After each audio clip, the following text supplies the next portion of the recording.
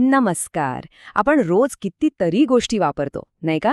म्हणजे चिप्सचं पाकिट असो किंवा पाण्याची बाटली. आणि त्यावर एक चिन्ह बघून आपल्याला खूप बरं वाटतं.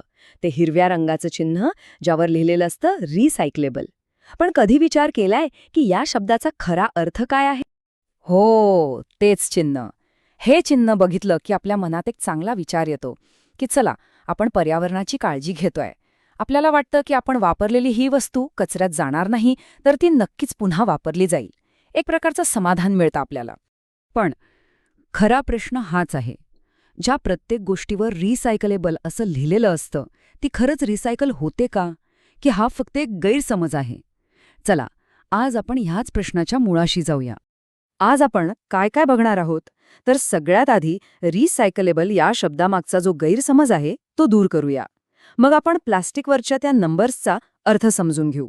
त्यानंतर MLP म्हणजे मल्टी लेयर पॅकेजिंग या एका मोठ्या समस्येबद्दल बोलू आणि शेवटी यावर खरा उपाय काय आहे हे सुद्धा पाहू. तर मग सुरू करूया.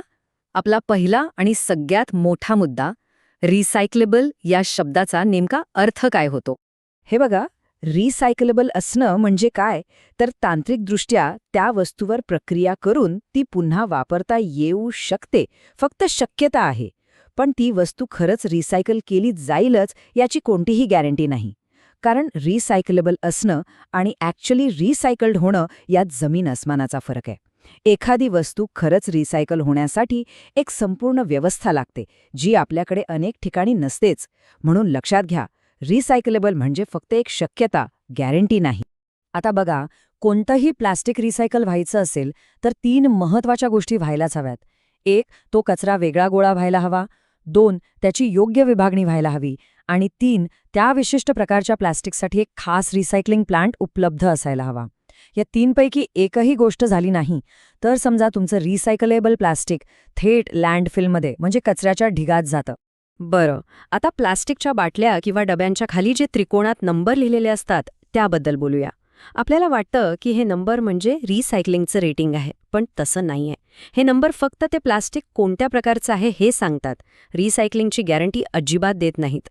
यामध्ये साधारणपणे नंबर 1 आणि नंबर 2 प्रकारचं जे प्लास्टिक असतं, म्हणजे आपल्या पाण्याच्या बाटल्या किंवा डिटर्जंटच्या बाटल्या, त्यांचं रिसायकलिंग भारतात काही प्रमाणात होतं. पण बाकीचे जे प्रकार आहेत, म्हणजे नंबर 3 ते 7, त्यांचं रिसायकलिंग होणं खूपच अवघड आहे. खरं तर ते जवळपास होतच नाही, कारण एकतर ते खूप महाग असतं किंवा ते करण्याची सोयच उपलब्ध नसते. मग प्रश्न येतो की सगळं प्लास्टिक रिसायकल का होत नाही? याची काही ठोस कारणं आहेत. ही प्रक्रिया खूप खर्चिक आहे. यात खूप जास्त वीज आणि पाणी लागतं. आणि गंमत म्हणजे प्रत्येक वेळी रिसायकल केल्यावर प्लास्टिकची क्वालिटी खराब होत जाते. त्यामुळे एक वस्तू फक्त 2-3 वेळाच रिसायकल होऊ शकते. आणि सगळ्यात मोठं कारण म्हणजे कंपन्यांना नवीन प्लास्टिक बनवणं हे जुनं रिसायकल करण्यापेक्षा खूप स्वस्त पडतं. आता आपण त्या प्लास्टिकबद्दल बोलणार आहोत, जे आपल्या रोजच्या आयुष्यात सगळीकडे आहे आणि जे आज प्लास्टिक कचऱ्यातली सगळ्यात मोठी डोकेदुखी बनलं आहे. याचं नाव आहे MLP, म्हणजेच मल्टीलेअर पॅकेजिंग. हे MLP म्हणजे काय? तर आपण वापरतो ती चिप्सची चकचकीत पाकिटं, बिस्किटांचे रॅपर्स, चॉकलेटचे कव्हर, शॅम्पूचे ते छोटे पाऊच, ही सगळी उदाहरणं MLPची आहेत. जी पॅकेजिंग बाहेरून चमकदार आणि आतून सिल्वरी असते, ती बहुतेक करून MLP असते. सोप्या भाषेत सांगायचं तर MLP म्हणजे अनेक थरांचं पॅकेजिंग. यात प्लास्टिक, ॲल्युमिनियम फॉईल आणि कधीकधी कागद असे वेगवेगळे थर एकमेकांना घट्ट चिकटवलेले असतात. आणि खरी समस्या इथेच सुरू होते. हे सगळे थर इतके घट्ट एकत्र केलेले असतात की त्यांना एकमेकांपासून वेगळं करणं जवळजवळ अशक्य आहे. आणि थर वेगळे करता येत नसल्यामुळे हे MLP रिसायकलच होऊ शकत नाही. मग विचार करा, जर हे कोट्यावधी पॅकेट्स रोजच्या रोज रिसायकल होत नसतील तर मग त्यांचं होतं तरी काय? ते जातात कुठे? ह्याचं उत्तर खरंच खूप गंभीर आहे. यापैकी बहुतेक पाकेट्स कचऱ्याच्या मोठमोठ्या ढिगाऱ्यांवर जाऊन पडतात. काही जाळली जातात, ज्यातून विषारी धूर हवेत पसरतो. आणि जी उरतात ती आपल्या नद्यांमध्ये, समुद्रात आणि जमिनीत मिसळून जातात. हे आपल्या पर्यावरणासाठी एका मोठ्या आपत्तीपेक्षा कमी नाही.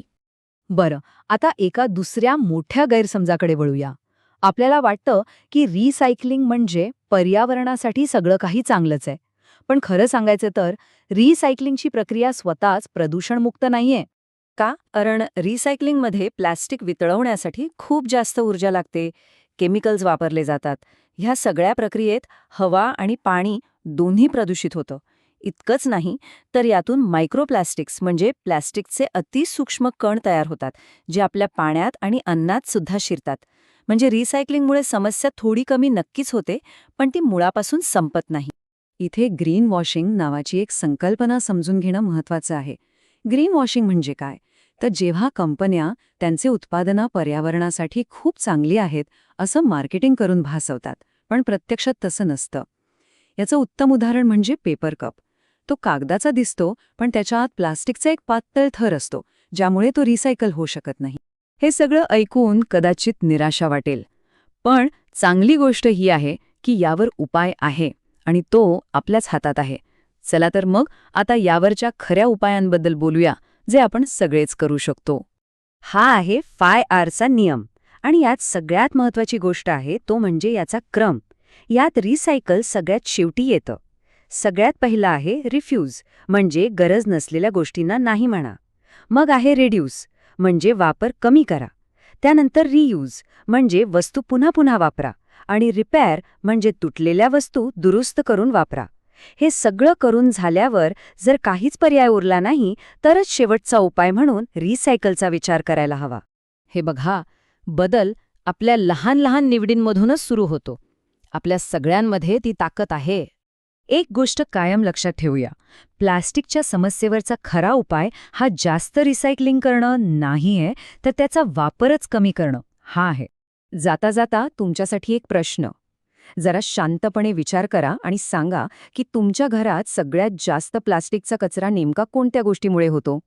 तुमचा अनुभव खाली कमेंट्समध्ये नक्की सांगा. जर ही माहिती तुम्हाला उपयोगी वाटली असेल तर ती तुमच्या मित्रमैत्रिणींपर्यंत आणि कुटुंबापर्यंत पोहोचवण्यासाठी नक्की शेअर करा. या माहितीला लाईक करा आणि असेच विषय सोप्या भाषेत समजून घेण्यासाठी चॅनलला सबस्क्राईब करायला विसरू नका. धन्यवाद.